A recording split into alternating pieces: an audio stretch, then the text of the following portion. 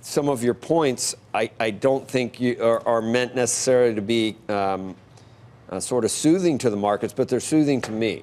And that is that the Fed's going to eventually have to re-engage because our growth is going to persist. I think, when the Fed says, wow, we don't have enough strength to raise rates from 2% or wherever we are, I'm not surprised the market sold off. So why isn't it a good thing that the Fed will need to re-engage because growth persists? Well, ultimately, the global growth impulse needs to push along to allow the U.S. to continue. U.S. looks strong. So the Fed's saying that they're not going to move this year, most likely, doesn't mean the next move isn't up. The bond market has taken this as an all clear. The bond market wants more certainty than the Fed can possibly provide. They don't know. They don't know. We don't know. The market might be stepping a little bit too far down the path with low rates. So assuming they won't raise might be a mistake, but why isn't it a good thing that we might be underestimating the resurgence of growth, or that growth is going to persist, as you say? That would seem to be positive for stocks. Growth needs to persist. This is positive for risk assets. It is positive for risk assets. It's positive for long-dated corporate bonds as well. The trade news that came out yesterday was important as well. So the markets want the trade uncertainty to clear. And that's weighing on the market as much as anything. We saw financials trade lower on the Fed. I think that's clearly one impact. The big change was in the balance sheet. The bond market wants to know that the Fed's going to continue to reinvest. A, they are. And B, they're going to continue to reinvest out the curve. That's a big change. What you buy is as important as how many of them you buy. So $4 trillion, $3.8 trillion in long duration matters a ton more than cash. All right, Ryan, what does this mean if you're looking at, I don't know, either fixed income or the stock market? Well, Joe, first off, thanks for having me back, and happy first day of March Madness. But, what did the Fed say? They're on pause. They lowered GDP, inflation's low. Look back in history when you have those three things in play, stocks tend to do pretty well, so we need to listen to that. But what was the one thing that caught my eye yesterday on the Fed reaction? The U.S. dollar. U.S. dollar sold off pretty hard. Like you said, yields dropped, but the dollar went lower. There's two ways we're playing that and investing that for our LPL advisors here at LPL Research with the lower dollar.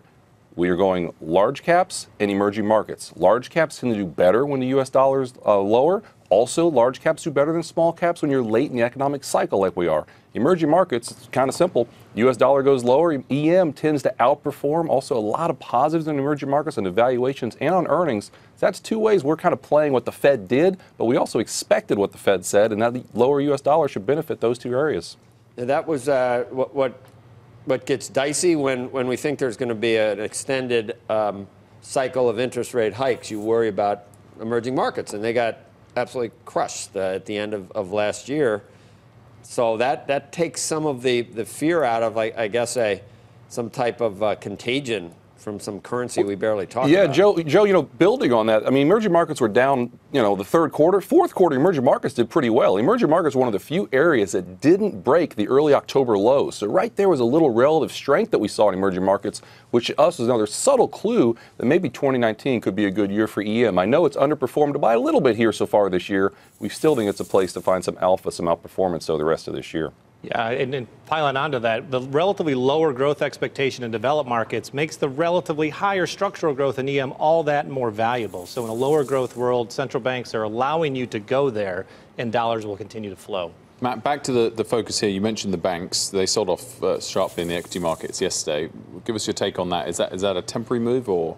It feels sustained, certainly internationally. European banking is a tough business right now with rates near zero. One unintended consequence of eternal QE is spread lending gets difficult. So the long-term outcome really you want is rates higher. For the near term, that headwind persists, in our opinion.